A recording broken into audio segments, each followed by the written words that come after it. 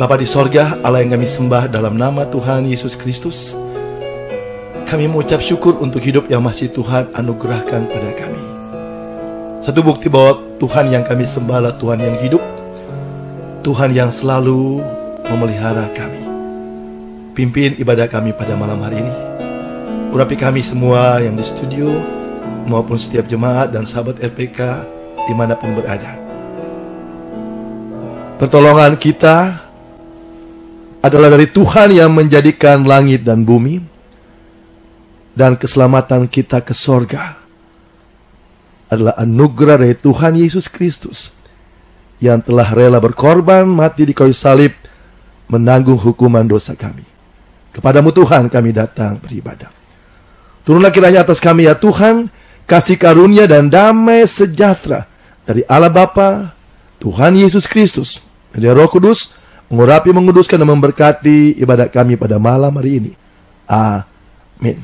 Yang masih bersama dengan kami dari GBI Rumah Kasih, visi yang Tuhan berikan bagi gereja ini untuk kita boleh membangun komunitas jemaat saling mengasihi, karena kita adalah warga kerajaan sorga. Baik, malam hari ini Tuhan taruh di hati saya untuk menyampaikan satu pesan yang mungkin yang paling mendasar dari iman Kristen kita. Saya beri tema pada malam hari ini, hanya Tuhan Yesus Kristus saja yang telah menjamin kepastian ke sorga. Ya, hanya Tuhan Yesus Kristus saja yang telah menjamin kepastian ke sorga. Bapak Ibu, sahabat RPK yang dikasihi Tuhan, firman Tuhan di dalam Mazmur 145 ayatnya yang ke-8 dan ke-9 diungkapkan bahwa Tuhan itu Maha Pengasih dan Penyayang, penuh rahmat bagi semua yang dijadikannya. Artinya apa? Ketika orang berkata bahwa kita beragama, percaya Tuhan, mengikuti ajaran Tuhan, maka dasar ajaran Tuhan adalah kasih. Sebagai contoh begini, seorang bapak yang baik. Seorang bapak yang baik tidak mungkin mengajarkan anaknya untuk memiliki pola pikir yang buruk, kan? Tidak mungkin mengajarkan anaknya untuk memiliki sikap hati yang buruk, atau perkataan yang buruk, atau perbuatan yang buruk. Pasti seorang bapak yang baik itu dia akan mengajarkan anak-anaknya supaya memiliki pola pikir yang baik, sikap hati yang baik, perkataan yang baik, dan juga perbuatan yang baik. Jadi saya agak bingung kalau ada orang yang mengatasnamakan beragama, karena agama itu dari bahasa Sanskerta, agama artinya tidak kacau. Jadi kalau orang beragama seharusnya baik. Sebab itu ada ungkapan bahwa semua agama baik. Itu benar. Nanti kita akan bahas lagi. Tetapi seharusnya orang yang beragama dan percaya kepada Tuhan, seharusnya pola pikirnya baik, sikap hatinya baik, perkataannya baik, ya, dan perbuatannya juga baik. Tuhan Yesus menegur orang Yahudi, ya. Orang Yahudi itu memang suka berkata kepada agama lain itu kafir. Ya, kalau kita baca dalam Matius 5, tapi Tuhan Yesus bilang, kalau kita mengatakan kafir kepada orang lain, maka sebenarnya orang lain itu walaupun agama beda kan sama-sama ciptaan Tuhan. Tadi kita sudah baca bahwa Mazmur 145 ayat 89, Tuhan itu Maha Pengasih dan Penyayang bagi semua ciptaannya. Kalau Bapak Ibu Saudara di jalan, kalau kita naik mobil, lalu ketemu kucing, kita pasti nggak berani nabrak, kan? Nah, kucing itu kan binatang. Kalau kucing saja kita bisa sayangi, apalagi manusia. Masakan kita membenci orang hanya karena berbeda agama, membenci mengungkapkan kata-kata yang kotor. Ya, saya tidak begitu yakin kalaupun orang mengatasnamakan Tuhan, tetapi perkataannya buruk kepada sesamanya, sikap hatinya, apalagi perbuatannya. Kemarin ini saya sempat nonton video, ada ibu-ibu yang sedang berjualan dihancurin tempat makanannya. Kasihan banget, oma-oma sudah tua. Apakah agama mengajarkan demikian? Apakah Tuhan mengajarkan demikian? Saya kira tidak. Nah, tapi ya kita tidak boleh menghakimi. Saya hanya ingin sampaikan bahwa ajaran yang benar dari Tuhan adalah dasarnya kasih. Karena Tuhan adalah Maha Pengasih, Maha Penyayang. Nah, namun masalahnya adalah bahwa hidup baik saja tidak cukup untuk bisa membawa kita ke sorga. Karena firman Tuhan, ya, agama memang mengajarkan kita supaya kita menjadi pribadi yang baik. Ya, kalau kita beragama tapi pribadi kita yang nggak baik, berarti kita tidak sungguh-sungguh beragama sebenarnya, ya. Jadi kita ketemu dengan orang baik itu bukan hanya orang Kristen, semua agama, agama Kristen, agama Islam, agama Buddha, agama Konghucu, apalagi ya Hindu, ya, kita ketemu ada begitu banyak orang-orang yang baik yang beragama itu, ya. Jadi agama memang mengajarkan kita untuk berbuat baik dan juga hidup saleh. Tetapi agama itu tidak bisa menjamin kita ke surga. Kenapa? Karena sebaik-baiknya manusia tidak akan pernah bisa sempurna. Karena manusia itu sudah berdosa sejak kapan? Sejak dalam kandungan. Mazmur 51 ayat yang ke-7 berkata bahwa sesungguhnya dalam kesalahan kita dikandung ibu. Dan upahnya sama. Entah kita berbuat dosa atau tidak pun, kita sudah statusnya berdosa dan upahnya sama. Jadi perbuatan sebaik apapun, firman Tuhan dalam Roma 3 ayat 20 berkata bahwa manusia tidak bisa dibenarkan karena melakukan hukum Taurat. Artinya berbuat baik, tidak membunuh, tidak mencuri, tidak berzina, itu kan baik. Tapi hanya berbuat baik saja tidak cukup untuk menjamin kita ke surga. Lalu kemudian agama juga mengajarkan kita untuk hidup saleh. Tapi firman Tuhan di dalam Yesaya 64 ayat yang ke-6 mengungkapkan kepada kita bahwa kesalehan hidup manusia itu hanya seperti kain kotor di mata Tuhan. Saudara bisa baca itu dalam Yesaya 64 ayat 6. Nah, perbuatan baik tidak bisa menjamin kita. Hidup saleh pun tidak bisa menjamin.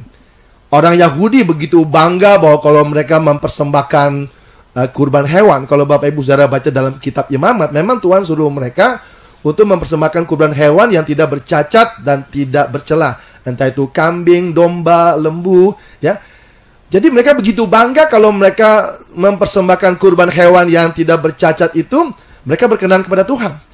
Tapi Tuhan berfirman melalui penulis kitab Ibrani, kalau Bapak Ibu saudara baca dalam Ibrani 10 ayat yang keempat, dikatakan bahwa sesungguhnya korban darah lembu, domba, jantan itu tidak bisa menghapus dosa manusia. Nah, dari tiga hal ini Bapak Ibu saudara, kita bisa melihat bahwa perbuatan sebaik apapun, ya, dan kesalehan hidup sesaleh apapun, bahkan saudara mempersembahkan kurban hewan yang bersih sekalipun, tidak bisa menjamin. Mungkin saudara berpikir bahwa sudahlah, kita punya uang banyak, punya harta banyak. Bapak Ibu saudara, saya mohon maaf untuk para pengacara, para lawyer, tapi kenyataannya bahwa ada begitu banyak pengacara bisa dibayar. Bahkan hakim pun bisa dibayar. Kita bisa lihat di televisi ada hakim yang dihukum karena korupsi, bisa dibayar. Tapi hakim dunia ini tidak bisa dibayar. Tuhan tidak bisa dibayar. Sebab itu 1 Petrus 1 ayat 17-18 katakan bahwa bukan dengan emas dan perak kita bisa menebus. Ya. Jadi Bapak Ibu saudara perhatikan bahwa perbuatan baik tidak bisa menyelamatkan kita untuk mendapat jaminan ke surga. Hidup sesaleh apapun tidak bisa. Hanya menjadikan kita menjadi orang baik, iya.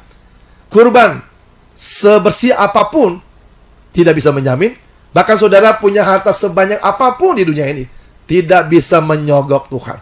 Tapi Bapak Ibu saudara, ini ada kabar baik. Ada kabar baik bukan hanya kepada umat Kristen. Kabar baik bagi semua umat Kristen. Saya bagi semua umat manusia, ya. Ayat yang sangat terkenal saya ingin baca pada malam hari ini supaya kita boleh merenungkan kembali. Ini kejadiannya kira-kira sudah 2000-an tahun yang lalu. Dan salah satu murid Tuhan Yesus mencatat demikian. Dalam Yohanes 3 ayat 16. Karena begitu besar kasih Allah akan dunia ini, sehingga ia telah mengaruniakan anaknya yang tunggal, supaya setiap orang yang percaya kepadanya tidak binasa, melainkan beroleh hidup yang kekal. Bapak Ibu saudara kasih dalam Tuhan, Tuhan itu maha pengasih dan maha penyayang. Tadi kita sudah bahas dalam Mazmur 145 ayat 8 dan 9. Tuhan melihat bahwa manusia tidak mungkin bisa kembali ke sorga, tidak mungkin kembali dalam hadirat Tuhan dengan perbuatan baik, dengan hidup saleh, dengan mempersembahkan kurban maupun punya harta sebanyak apapun, tidak bisa. Karena apa? Dosa itu mengakibatkan hubungan antara manusia dengan Tuhan menjadi rusak. Dosa itu mengakibatkan manusia menjadi terkutuk. Dosa itu mengakibatkan manusia diusir dari hadirat Tuhan. Dan dosa itu mengakibatkan manusia dihukum, mati, masuk ke alam maut, terpisah dengan Tuhan. Tidak bisa kita membalas itu untuk mengembalikan itu dengan perbuatan baik. Bapak Ibu Saudara, sebagai contoh, kalau saudara pernah berada di sebuah negara, lalu saudara membuat kesalahan yang besar, saudara dikenal blacklist, akhirnya dideportasi, diusir keluar. Bapak Ibu Saudara mau balik ke negara itu, sekalipun saudara punya banyak uang, nggak bisa. Nggak bisa. Kalau pemerintah negara itu tidak memberikan izin saudara masuk, tidak bisa. Walaupun saudara sudah berubah, katakanlah negara asal kita sudah memberikan surat kelakuan baik buat kita tidak bisa masuk ke negara itu. Kenapa? Kita sudah blacklist. Nah, manusia pertama itu ditempatkan di Taman Eden. Tapi karena dosa diusir keluar. Kalau kita mau kembali ke negara yang pernah kita kunjungin aja susah, apalagi kembali ke surga. Sebab itu, tidak mudah dengan perbuatan baik saja, dengan hidup saleh saja. Tapi ada kabar baik bagi setiap kita, bahwa karena begitu besar kasih Allah, Allah sendiri rela mewujudkan diri menjadi manusia. Kalau kita baca dalam kitab Imamat, orang Yahudi begitu bangga kalau mereka mempersembahkan kurban. Tuhan katakan, kurban hewan itu hanya gambaran. Yang berbuat dosa itu kan manusia. Harusnya manusia yang dikorbankan, tapi harus manusia yang tidak bercacat dan tidak bercela. Kurban hewan, kambing, domba itu hanya gambaran, kata Ibrani 10 ayat 4. Tidak mungkin ciptaan yang lebih rendah bisa menebus manusia yang ciptaan yang termulia yang diciptakan serupa segambar dengan Tuhan. Sebab itu, Tuhan rela datang ke dunia. Kenapa harus 33 tahun, tidak harus langsung dikorbankan? Karena Tuhan perlu membuktikan diri sebagai manusia. Dan Petrus mencatat, satu-satunya wujud manusia di dunia yang tidak berdosa hanyalah Yesus Kristus. 1 Petrus 2 ayat yang ke-22. Jadi, pertama, Allah mewujudkan diri menjadi manusia, membuktikan diri sebagai manusia yang tidak berdosa, dan manusia yang tidak berdosa inilah yang layak dikorbankan di kayu salib. Itulah Yesus Kristus, sehingga darahnya juga suci, darahnya kudus. Sebab itu umat Kristen setiap tahun kita tidak lagi mempersembahkan hewan, kan? Tetapi kita ingat akan pengorbanan Kristus yang sudah sempurna. Itu kebaikan Tuhan yang begitu besar di dalam kehidupan kita, bahwa Allah datang untuk menyelamatkan kita dari hukuman dosa. Bapak Ibu Saudara kasih dalam Tuhan, malam hari ini kita akan terus merenungkan, mengapa Allah begitu baik mengasihi kita? Karena Dia Maha Pengasih, Maha Pemurah, Maha Penyayang. Itulah Injil, kabar baik yang harus kita dengar. Malam hari ini Tuhan, kita akan merenungkan akan firman-Mu, dan biarlah jemaat yang terkasih dalam Tuhan, kita boleh menyimak bahwa hanya melalui Tuhan Yesus Kristus saja manusia telah memiliki kepastian, dengan memiliki kepastian ke sorga, dan bukan mudah-mudahan lagi. Baik, selamat malam Bapak Ibu, jemaat, serta sahabat RPK yang dikasihi Tuhan. Ada beberapa teman saya, bahkan ada orang yang mungkin tidak sahabat dengan saya dan sempat SMS saya dan berkata begini, apa buktinya bahwa Yesus Kristus adalah Tuhan? Ada beberapa video yang begitu meragukan. Bapak Ibu Saudara kasih dalam Tuhan, jawaban yang paling gampang yang kita bisa jawab kepada setiap orang yang bertanya, katakan, the Bible mengatakan demikian. Alkitab mengatakan demikian. Ya. Jadi Bapak Ibu Saudara, bukti bahwa Yesus adalah Tuhan, karena Alkitab mencatat. Mungkin saudara akan bertanya, di mana ayatnya? Baik. Yang pertama, Bapak Ibu Saudara, dalam Roma 3 ayat yang ke-23 berkata bahwa semua manusia telah berdosa. Semua manusia. Hanya satu pribadi yang tidak berdosa, Tuhan. Alkitab mencatat dengan jelas, 1 Petrus 2 ayatnya yang ke-22. Yesus tidak berdosa. Itu bukti pertama bahwa Dia adalah Tuhan. Nabi siapapun, ya, pemimpin agama manapun, semuanya berdosa. Tapi Alkitab jelas katakan, Yesus tidak berdosa. Ada juga yang mengatakan bahwa, kok umat Kristen percaya bahwa Yesus Tuhan? Yesus sendiri tidak pernah mengatakannya. Nah, Bapak Ibu Saudara, Yohanes 13 ayat 13 jelas.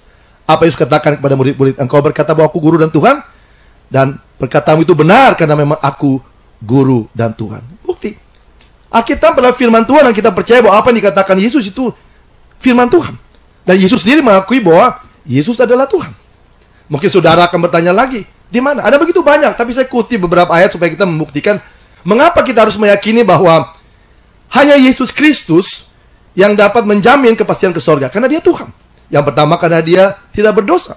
Yang kedua dia mengatakan sendiri. Dan yang ketiga, Bapak Ibu Saudara, tidak ada pemimpin di dunia yang bisa berkuasa di bumi dan di sorga. Tapi Alkitab mencatat, firman Tuhan memberitahukan kepada kita dalam Matius 28 ayat yang ke-18 bahwa Yesus Kristus berkuasa di sorga dan di bumi. Itu bukti bahwa Yesus adalah Tuhan.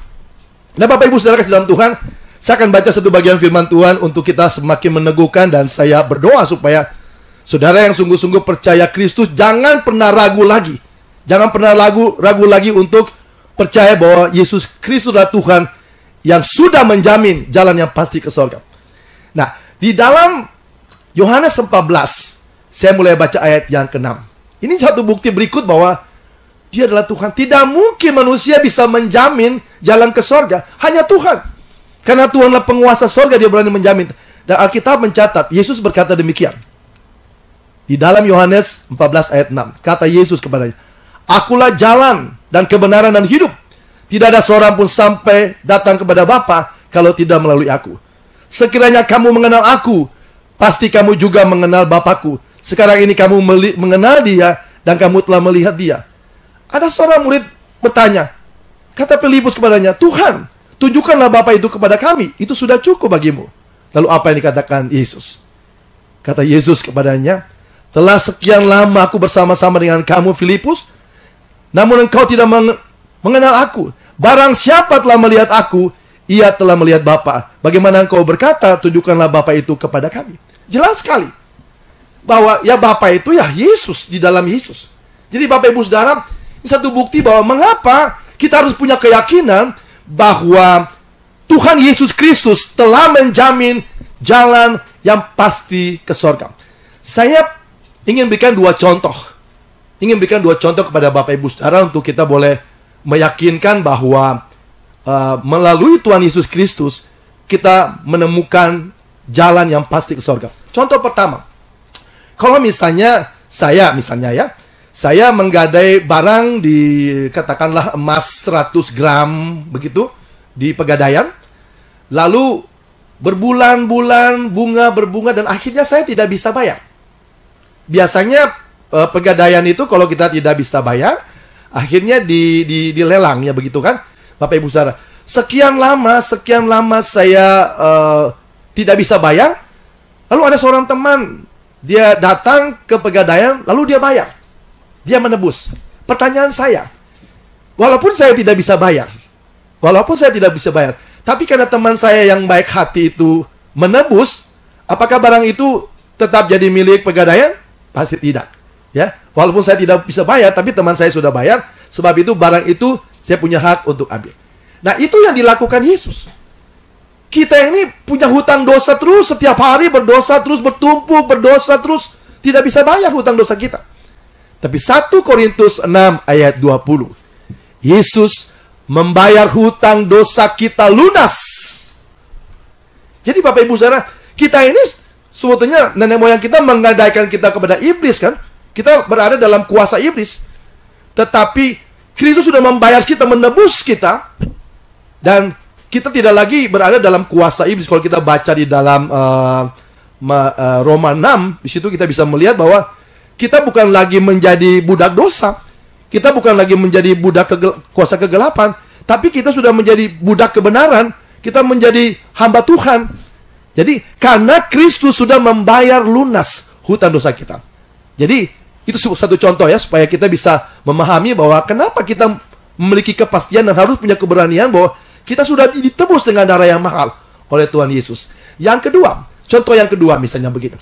Kalau katakan saya lagi lah, saya berbuat satu kesalahan yang besar, sehingga akhirnya divonis mati oleh pengadilan, dan saya harus dieksekusi hukuman mati. Beberapa waktu yang lalu ada 9 atau 10 terpidana mati narkoba di mana? Nusa Kambangan ya. Ada seorang yang bertobat luar biasa sampai menjadi penginjil selama 10 tahun. Dia bertobat, namanya Andrew Chen kalau nggak salah. Ya, sekalipun dia sudah semakin baik, dia menjadi penginjil di penjara dengan luar biasa, tapi dia tetap saja harus dihukum mati dan dia sudah dieksekusi hukuman mati. Jadi kalau misalnya ada, katakanlah saya sudah divonis hukuman mati, ya saya harus menjalani itu. Dan satu ketika pengadilan memutuskan bahwa Pak Yosef, Anda harus dieksekusi hukuman mati besok pagi. Lalu tiba-tiba malam-malamnya ada seorang teman baik saya datang dan Pak Yosef, aduh, bagaimana kalau saya saja yang mati ganti Bapak? Kita bergumul di penjara dan akhirnya pagi-pagi sekali, mungkin jam 3-4 pagi harus dieksekusi, dan dia yang pakai jubah untuk dieksekusi. Dan ketika dieksekusi, sang algojo juga mungkin tidak cek lagi. Begitu ditembak, yang mati teman saya. Jadi Bapak Ibu Saudara kasih dalam Tuhan bahwa itu yang dilakukan Yesus untuk kita. 1 Petrus 2 ayat 24. Yesus Kristus mati ganti kita. Sebab itu Paulus dengan tegas di dalam risalah teologianya dia tulis kepada jemaat di Roma, dalam Roma 8 ayat yang pertama, bahwa di dalam Kristus tidak ada lagi penghukuman dosa. Sebab itu Bapak Ibu Saudara kasih dalam Tuhan, jangan pernah ragu lewat kesempatan ini.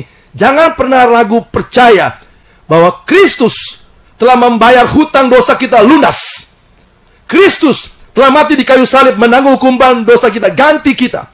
Sebab itu setiap orang yang sungguh-sungguh percaya bahwa Tuhan Yesus Kristus telah mati menanggung hukuman dosanya, maka dia telah bebas dari penghukuman dosa dan memiliki keyakinan dan kepastian untuk masuk ke sorga yang kekal. Tapi ingat, kita sudah ditebus dengan darah yang mahal. Kita harus membalas kebaikan Tuhan dengan perbuatan-perbuatan yang baik. Jangan sengaja hidup dalam dosa. Saya akan tutup dengan satu kesaksian. Beberapa waktu yang lalu, ada seorang bapak yang SMS saya, dan dia mengatakan begini. Dia bilang begini, bahwa saya tidak percaya bahwa Yesus adalah Tuhan, sekalipun saya sudah memberikan contoh-contoh. Tapi ada SMS belakang yang saya merasa harus perlu meresponi. Beliau mengatakan begini, Pak Pendeta, bagi saya hanya orang bodoh yang percaya bahwa Yesus Kristus adalah Tuhan. Waduh, ungkapan itu membuat saya perlu merenungkan. Saya coba tenang, dan saya suruh dia besok telepon, dan kita akhirnya berbicara di telepon, dan saya bilang, Pak, baik, apa yang Bapak sampaikan, saya perlu meresponi. Bolehkah saya bertanya kepada Bapak 3 pertanyaan sebelum saya memutuskan apa yang Bapak minta? Karena dia minta saya untuk mengikuti agamanya, ya. Lalu saya bilang, oke. Pertanyaan pertama begini. Kalau saya benar-benar ikutin semua aturan agama Bapak, Bapak jamin nggak saya pasti masuk surga? Dia tidak bisa menjamin. Dia bilang soal surga itu urusan Tuhan, itu kehendak Tuhan. Oke. Jadi berarti pertanyaan saya yang pertama, kalaupun saya mengikuti semua aturan agama Bapak juga tidak bisa menjamin kan bahwa saya masuk surga. Baik. Yang kedua, agama Bapak kan pasti ada pemimpinnya. Ya, ada pembawa agama Bapak. Saya mau tanya, apakah pemimpin agama Bapak pernah menjamin kepastian untuk ke surga? Dia juga tidak bisa menjawab. Lalu akhirnya saya bertanya yang ketiga kali. Baik, begini. Bapak kan punya kitab suci. Agama Bapak punya kitab suci. Bolehkah Bapak tunjukin kepada saya di mana ayat di dalam kitab suci Bapak, supaya saya bisa percaya bahwa ketika saya mengikuti agama Bapak, saya dijamin masuk ke surga? Dia tidak bisa menjawab. Lalu saya bilang, Pak, boleh saya ungkapkan apa yang meresponi SMS Bapak pada saat itu? Dengar Pak, bagi saya adalah suatu kebodohan. Kalau saya berpindah dari kepastian kepada ketidakpastian. Di dalam Kristus, ayatnya jelas, janjinya jelas. Yohanes 14 ayat 6. Yesus berjanji, akulah jalan kebenaran dan hidup. Tidak ada seorang pun sampai kepada Bapa kalau tidak melalui aku. pemimpin Kristen, boleh katakan demikian, menjamin jalan yang pasti ke surga. Jadi bagi saya, di dalam Kristus, karena iman saya kepada Kristus, saya telah memiliki jaminan hidup kekal di surga. Jadi bagi saya adalah satu kebodohan kalau saya berpindah dari kepercayaan saya kepada Kristus kepada kepercayaan yang lain yang belum menjamin kepastian ke surga. Tentu saja, saya selalu ingatkan kepada jemaat saya, kita tidak boleh menghakimi agama lain. Kita tidak boleh mengatakan bahwa orang yang tidak percaya Kristus pasti masuk neraka. Tidak boleh. Berkali-kali saya sudah ungkapkan. Tetapi ketika orang bertanya, apakah di dalam Kristus kita memperoleh keselamatan? Harus katakan, ya. Kenapa? Karena Yesus berjanji. Tadi kita sudah mendengarkan penjelasan bahwa 1 Korintus 6 ayat 20, dia sudah membayar hutang dosa kita lunas. Dia sudah menanggung hukuman dosa kita di kayu salib.